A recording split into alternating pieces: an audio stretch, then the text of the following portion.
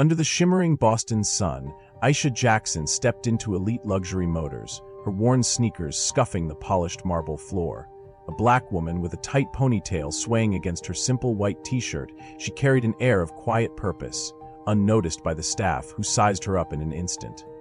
Jeans hugged her frame, practical and unpretentious, a stark contrast to the gleaming Ferraris and Bentleys behind glass walls. Her dark eyes locked on a midnight blue coupe, a $285,000 dream she intended to claim. But Evan Carter, the sales manager, smirked from across the showroom, his blue tie glinting like a warning. To him, she was an intruder in a world of wealth, her presence an amusing misstep. "Lost, sweetheart?" he called, voice dripping with disdain, as heads turned and snickers rippled through the staff. Aisha's jaw tightened, but she held her ground, her voice steady. "I'm here for that coupe." Evan's laugh cut through the air, sharp and dismissive, signaling the storm to come. This wasn't just a purchase, it was a battle she hadn't expected to fight. At 35, Aisha had built a life of impact, founding the Jackson Foundation for Children with Disabilities, a beacon for thousands. Yet here, in this temple of excess, her worth was reduced to her outfit. She'd faced judgment before, but never so brazenly. As Evan waved her toward the exit, insisting she didn't belong, a fire sparked in her chest. Little did he know, the woman he scorned held power he couldn't fathom, and the morning was about to unravel his perfect, prejudiced world. One step out the door, and Aisha vowed this wasn't over. The real show was yet to begin. Aisha Jackson pushed through the glass doors of elite luxury motors, the sting of Evan Carter's laughter still ringing in her ears. She'd come for a car, a midnight blue coupe for her sister Nia, who'd fought cancer and won, but walked away with humiliation instead. Inside, the showroom buzzed with the clink of coffee cups and the murmur of staff, their eyes darting to her retreating figure. "Think she can waltz in here like she owns the place?" Evan muttered to a junior salesman, adjusting his navy suit jacket with a smug tug. His voice carried, deliberate and cutting. Aisha paused, her hand on the door, but didn't turn back. Not yet. Back inside, Evan strutted past the gleaming vehicles, his kingdom of chrome and leather. "See that?" he said to a cluster of salesmen polishing a Porsche. "People like her waste our time, stick to the real buyers." The group nodded, though Jamal, a lanky 25-year-old in an oversized suit, shifted uncomfortably. He'd seen Aisha's resolve, her quiet insistence, and it gnawed at him. "She asked about the coupe," he ventured, voice low. Evan spun on him, eyes narrowing, "and I told her it's $285,000. You think she's got that in her thrift store jeans? Focus, Jamal. Quotas don't wait." Aisha lingered outside, the morning light glinting off her simple silver watch, a gift from her husband, Malik. She'd faced worse than this: skeptical donors, dismissive officials. Building the Jackson Foundation from nothing had taught her resilience. But this was personal.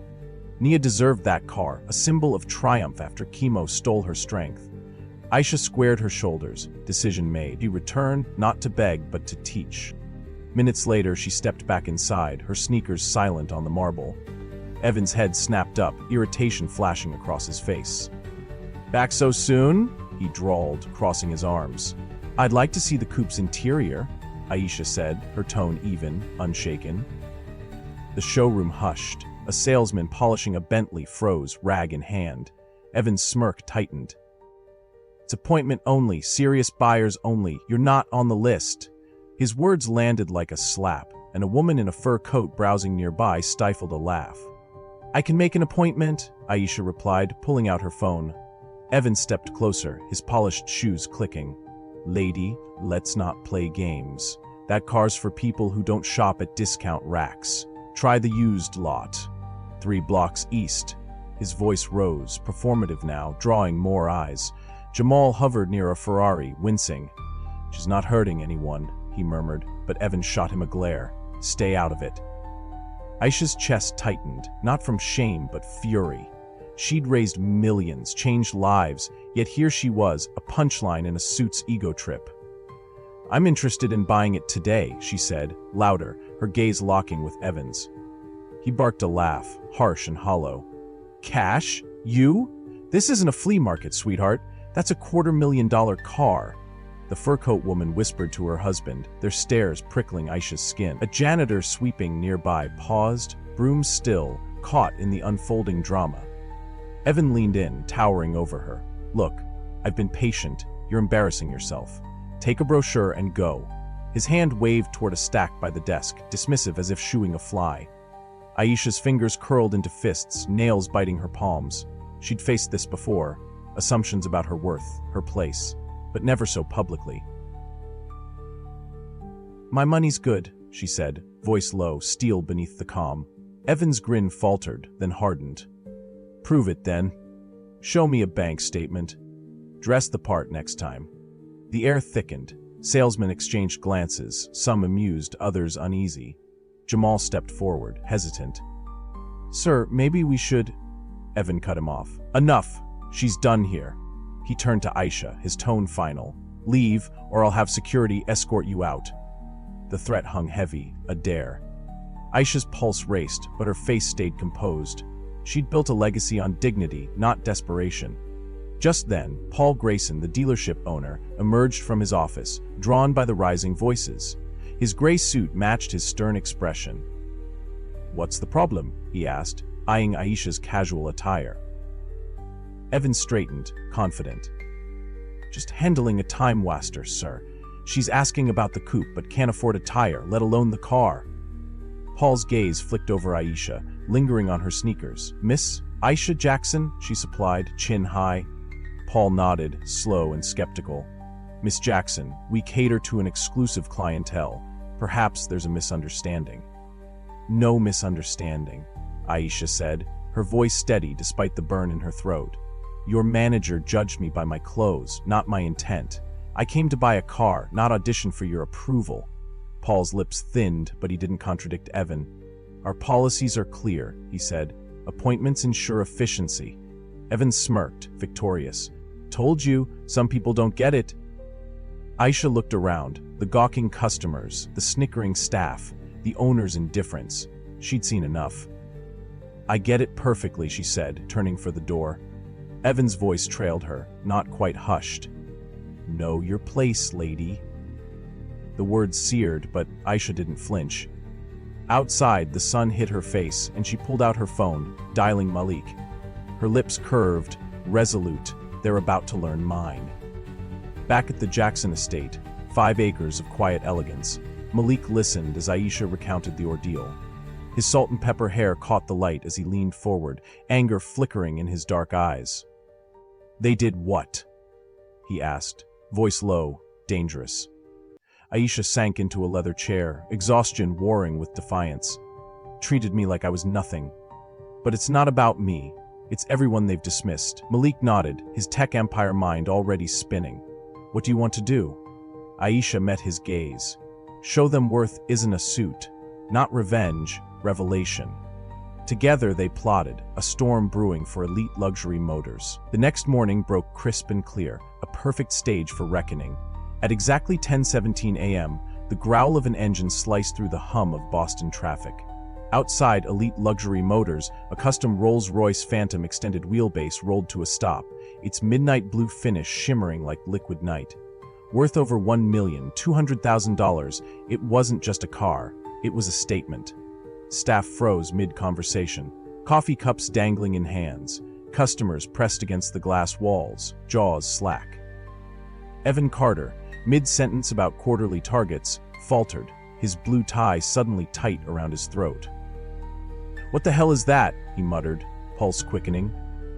A white-gloved chauffeur stepped out, his movements precise, and opened the rear door. Malik Jackson emerged, tall and commanding, his tailored suit whispering wealth without screaming it. Salt and pepper hair gleamed under the sun, his presence radiating authority earned through years revolutionizing renewable energy. Evan's salesman instincts kicked in. This was a whale, a client worth millions. He smoothed his jacket, striding forward. Good morning, sir. Welcome to Elite Luxury Motors. Evan Carter, sales manager. It's an honor. His voice oozed charm, a stark shift from yesterday's venom. Malik regarded him, his dark eyes unreadable. Malik Jackson, he said, handshake firm, voice smooth as steel. Evan's mind raced. The name tugged at memory, but the Rolls-Royce drowned out doubt. "Mr. Jackson, what brings you here? Our newest arrivals just came in. Limited editions." Malik raised a hand, cutting the pitch short. "I'm here about the coupe, midnight blue. My wife was interested yesterday." Evan's smile held, but confusion flickered. "Your wife? I don't recall."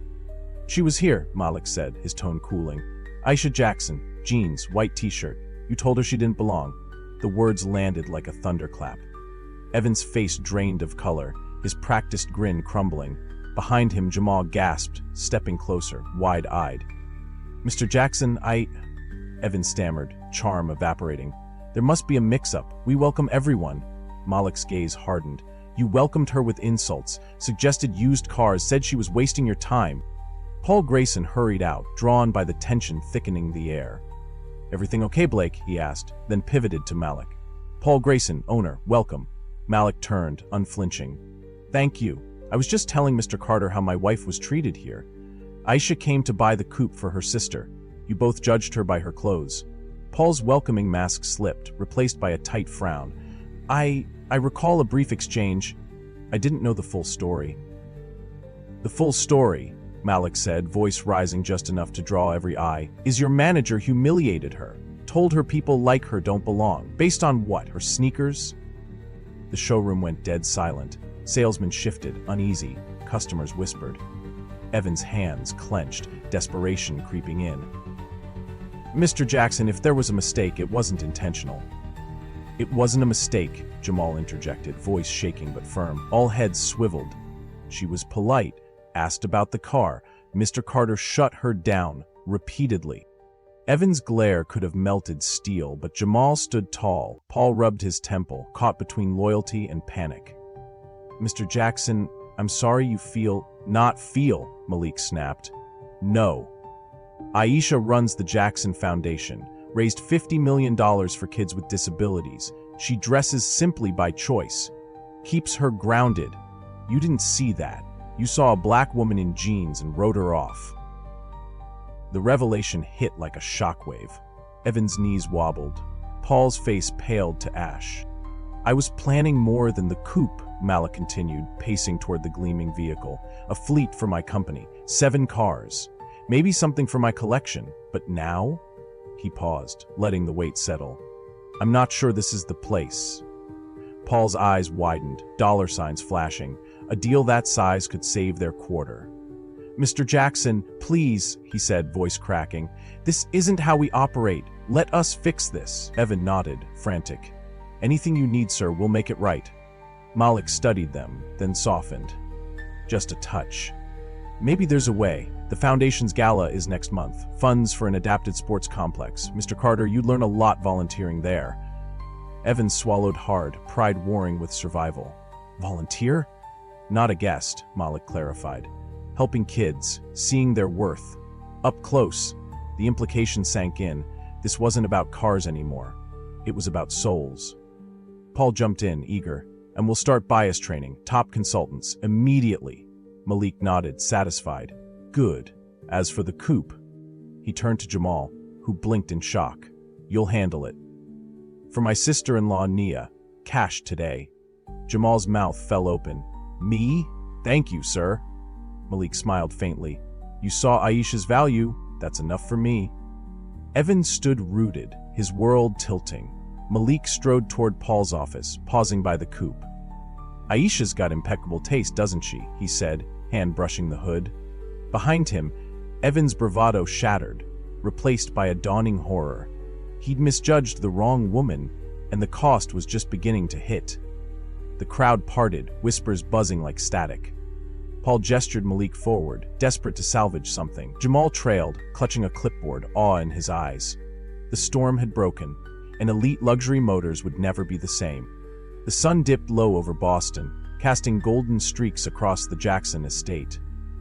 Inside, Aisha Jackson sat with Malik, her simple white t-shirt swapped for a soft sweater. She didn't need to see the fallout at elite luxury motors. Malik's quiet grin told her enough. Evan's face, he said, leaning back in his chair, went white as that Rolls-Royce interior. Aisha chuckled, but her eyes held a deeper thought. It's not about him squirming. It's the lesson. Malik nodded, pride in his gaze. He's volunteering. Paul's scrambling with training, and Jamal's got the sale. At Elite Luxury Motors, the air shifted. Evan Carter arrived the next day, his blue tie swapped for a plain polo, still crisp but less cocksure. He'd agreed to Malik's terms, pride bruised but job intact. Paul Grayson hovered near the office, barking orders for sensitivity workshops. No repeats of this mess, he snapped at a sales team still buzzing from yesterday's showdown.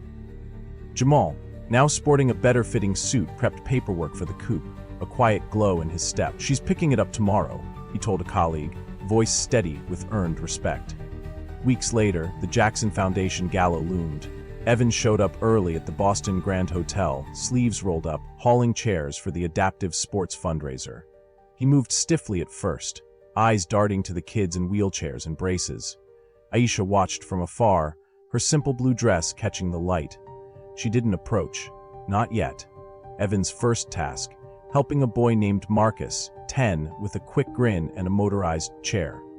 "Over there, by the stage," Marcus directed, pointing. Evan hesitated, then obeyed, a flicker of unease softening. Day by day, Evan changed. He hauled equipment, cheered at practice runs, even laughed when Marcus critiqued his clumsy assist on a basketball drill. "You're terrible at this, man," Marcus teased. Evan's smirk returned, but lighter. "Guess I've got a coach now." Back at the dealership, he pushed Paul for real change. No more snap judgments, no more qualifying by looks. "We lost big," he admitted one night, staring at the empty showroom. "Could have been worse." Aisha heard updates from Malik, who'd popped by the foundation to check in. "Evan's not just phoning it in," he said, sipping coffee. "He's asking questions, listening." Aisha nodded, stirring her tea. "Good. That's the point. Not punishment, growth." She'd forgiven the sting of that day, but the principle stuck. Worth wasn't a price tag. Jamal thrived too, mentored by Evan in an unexpected twist. "He's tough but fair now," Jamal told her when she picked up Nia's coupe, its blue paint gleaming like victory. The gala neared, and Elite Luxury Motors sent a donation, small but a start. Paul cornered Evan after a staff meeting. "Jackson's still in the market for that fleet. You handle it?" Evan paused, then nodded. "If they'll trust me." The old arrogance was gone, replaced by something humbler. Aisha didn't need to witness every step. She trusted Malik's plan had planted seeds. The dealership wasn't perfect, but it was waking up. And Evan? He was learning to see. The Boston Grand Hotel glowed under gala lights, alive with laughter and hope. Aisha Jackson mingled in her simple blue dress, her warmth drawing smiles from kids and donors alike. Across the room, Evan Carter adjusted a tablecloth, his event staff vest a far cry from his old blue tie.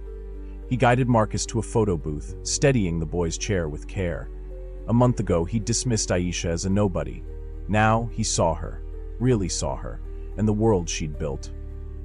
"How's it going, Evan?" Aisha asked, stepping closer. He straightened, meeting her gaze. "Humbling. And overdue."